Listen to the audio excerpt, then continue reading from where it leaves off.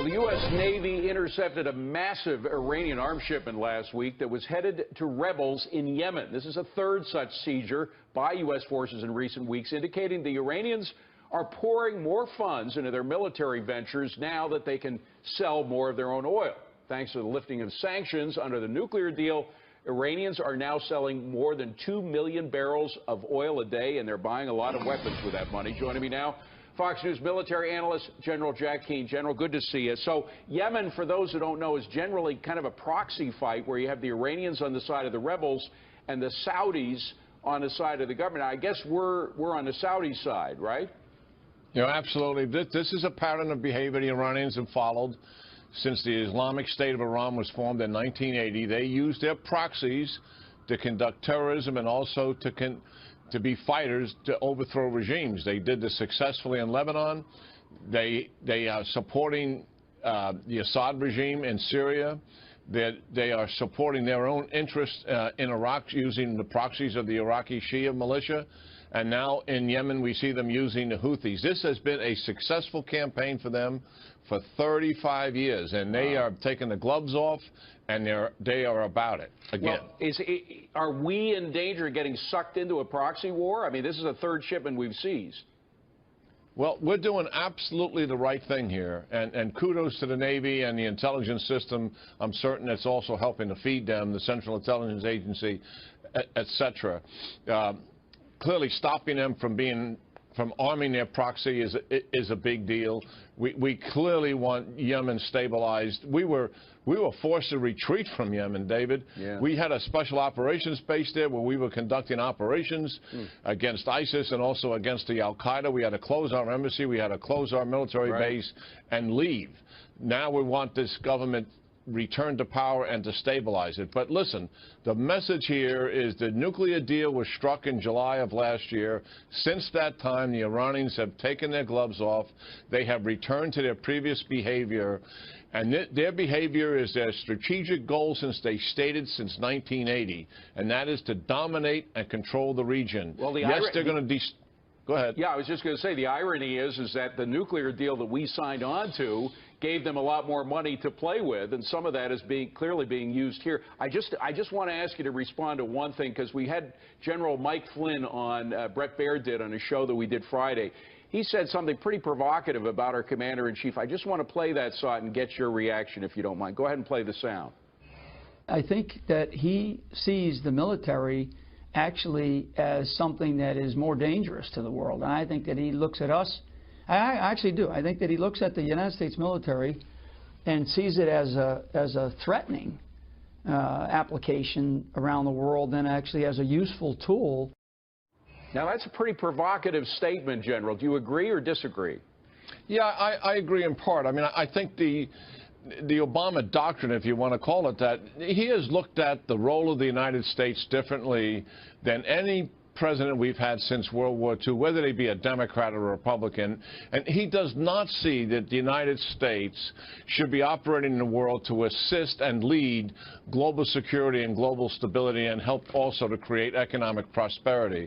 The military is part of that, but his overall strategic policy is one to pull the United States back from its traditional leadership role in the world. And that is truly what has happened for the last 7 years. General Jack Keane, great to see you, General. Thank you very much. Appreciate it. Yeah, good talking to you, David. Just days after President Obama said Iran is fulfilling the letter, but not the spirit, of its nuclear agreement with the West, there are new, serious questions tonight about whether the terms of that deal are quietly changing as we speak. This comes as we learn a U.S. Navy ship stopped a massive Iranian shipment of heavy weapons intended to kill fighters who are aligned with the U.S. Chief Washington correspondent James Rosen reports from the State Department tonight on heightened suspicions that the president and his aides may have tried to deceive Congress about what was in the Iran deal. House Intelligence Committee member Mike Pompeo, Republican of Kansas, confirmed to Fox News he is leading a probe, first disclosed by the Washington Free Beacon, into whether the Obama administration misled Congress on the terms of the Iran nuclear deal, also known as the JCPOA. There were specific commitments that were made to members of Congress, and we need to look into whether or not it's the case we were deceived by those commitments. Case in point, how the U.S. would treat ballistic missile tests by Iran once the deal was in force. After the implementation, if they launch these types of missiles, is it or is it not in violation of the agreement? It is a violation of Security Council resolutions. Yet the State Department hasn't called the regime's recent ballistic missile test violations of UN Security Council Resolution 2231, which bans such tests. Instead, American diplomats say the tests are, quote, inconsistent with 2231. Did this administration mislead the Congress or deceive the Congress about the terms of this deal? Dear, very pointed question. No. Treasury Secretary Jack Lew assured lawmakers last summer, with very limited exceptions, Iran will continue to be denied access to the world's largest market. Now, however, Treasury has all but confirmed it will allow Iran access to U.S. dollars through selected foreign banks, a welcome development to Iran's rulers. They think they've gotten everything they wanted from the West, particularly from the United States. Money, credibility, international recognition, and trade agreements. Was that part of the deal that was briefed to lawmakers at any point? I'd have to look back and see if it was in the original text. I don't have that in front of me. You don't recall it having been in that text? I don't recall it. With concerns mounting about Iran's regional aggression, the Pentagon disclosed that a Navy patrol ship last week intercepted a vessel carrying hundreds of rocket-propelled grenade launchers and thousands of AK-47s believed to have been bound from Iran to Yemen. I don't think our picture of Iran has changed all that much. Congressman Pompeo said his probe into the selling of the Iran deal will start out informal, but will ramp up to include subpoenas and the like if the administration proves uncooperative. Brett? James Rosen at the State Department. James, thank you.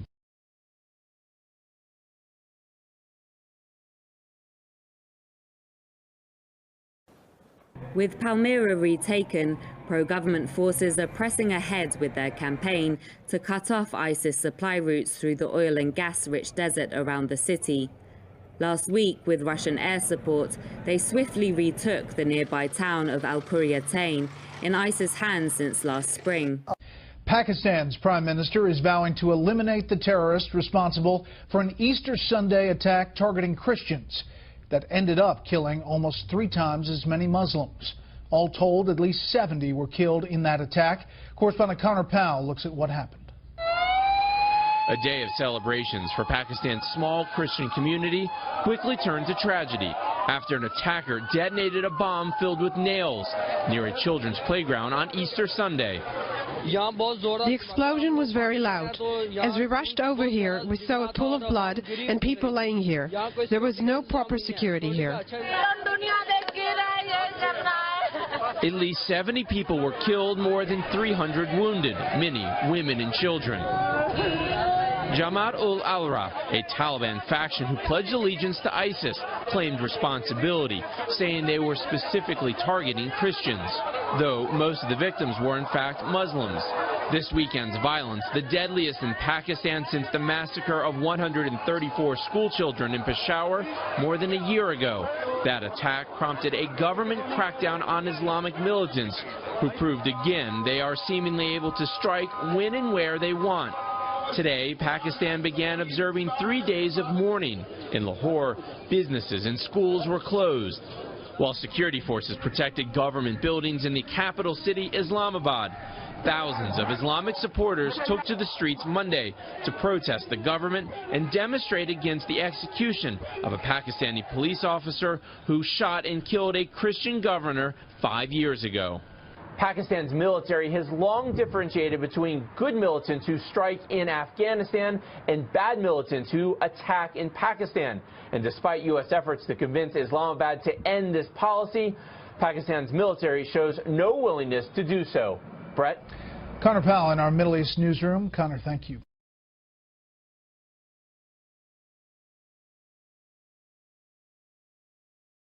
Azerbaijan says 16 of its soldiers and 2 civilians have been killed in fighting over a disputed region in Nagorno-Karabakh, an area controlled by ethnic Armenians.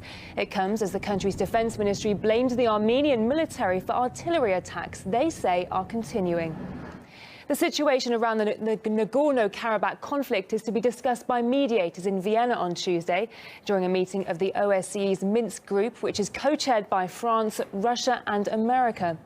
The Azerbaijani Defense Ministry has released footage claiming to show the destruction of a military command center at an undisclosed location in Nagorno-Karabakh. News of the strike first emerged on Saturday when Baku officials claimed the barracks was hit in a pinpoint artillery strike. But the ethnic Armenians controlling the area have denied it. Here's RT's Murad Gazdiev with more. Amidst all the confusion and propaganda, we wanted to see what's happening with our own eyes. The fighting here dies down, heats up, as it often does. Right now it's heated up. We've made a stop here near some undergrowth, hidden the cars away. Apparently just down the road, a bus carrying 7 Armenian soldiers was hit by a shell. No survivors, so we're waiting for things to calm down. It wasn't a short wait.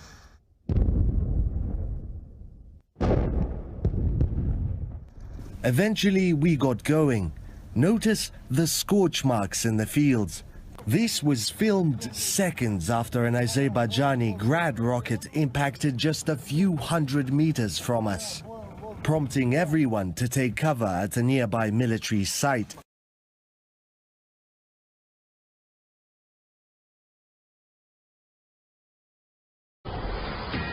And North Korea's dictator Kim Jong-un pushing the button once again, flouting the latest tougher sanctions by launching yet another provocative ballistic missile into the Sea of Japan. This time, Greg Palcott joins us now live. He's in London. So, Greg, what have you learned about all of this so far? Martha, again, the rogue nation flexing its muscles. A lot of people saying they have to be taken seriously. This time, following a recent short-range missile test and other provocative moves, today there was one, maybe 2 mid-range missile launches. They went about 500 miles into the Sea of Japan, again defying UN resolutions banning such activity. Critically, some experts right now are saying Pyongyang might have been testing a heat-resistant nose cone for a nuclear warhead, like the one allegedly shown in a picture with North Korean leader Kim Jong-un earlier this week. That is necessary for any long-range ballistic missile. The U.S., which is continuing its own war games with South Korean forces, already reacted to this latest word. State Department saying that North Korea needs to, quote, refrain from actions further raising the tensions in the region.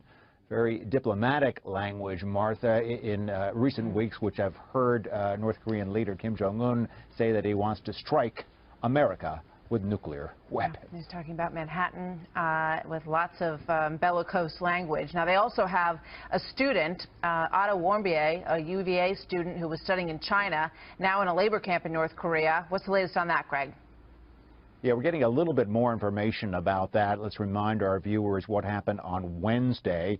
He was sentenced to 15 years of hard labor by a North Korean court. The 21-year-old UVA student said to have committed a crime against the state. Actually, he took down a poster from a hotel he was staying at. Recent activity spotted at North Korea's nuclear complex has been described as both suspicious and unusual. 38 North, a US website that monitors the North very closely, says that satellite imagery over the past 5 weeks shows plumes of exhaust steam from a thermal plant used to heat the Yongbyon radiochemical laboratory.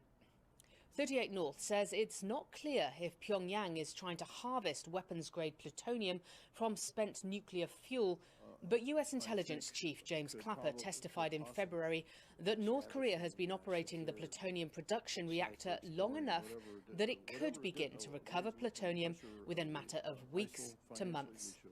38 North also says Pyongyang is making progress in construction of a light water nuclear reactor, but says it's unclear if that will become operational this year. This analysis comes just 3 months after North Korea carried out a nuclear test, which it claims was a hydrogen test. And the North Korean leader Kim Jong-un says that he has every intention of continuing to develop and test his nuclear program. Paula Hancock's CNN Seoul. Thanks to the lifting of sanctions under the nuclear deal, Iranians are now selling more than 2 million barrels of oil a day, and they're buying a lot of weapons with that money. Joining me now, Fox News military analyst General Jack Keane. General, good to see you. So Yemen, for those who don't know, is generally kind of a proxy fight where you have the Iranians on the side of the rebels and the Saudis on the side of the government. I guess we're on the Saudi side. Interest in Iraq using the proxies of the Iraqi Shia militia, and now in Yemen we see them using the Houthis. This has been a successful campaign for them for 35 years, and they are taking the gloves off, and they are about it again. Well, are we in danger of getting sucked into a proxy war? I mean, this is the third shipment we've seized. Well, we're doing absolutely the right thing.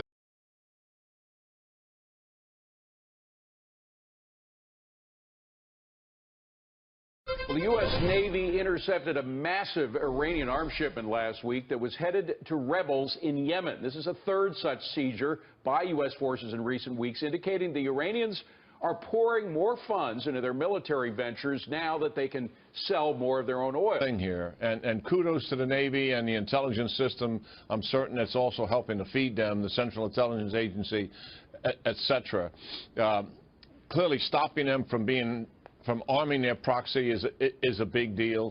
We clearly want Yemen stabilized. We were forced to retreat from Yemen, David. Yeah. We had a special operations base there where we were conducting operations. Right? You know, absolutely. This is a pattern of behavior the Iranians have followed since the Islamic State of Iran was formed in 1980. They used their proxies to conduct terrorism and also to be fighters to overthrow regimes. They did this successfully in Lebanon. They are supporting the Assad regime in Syria. They are supporting their own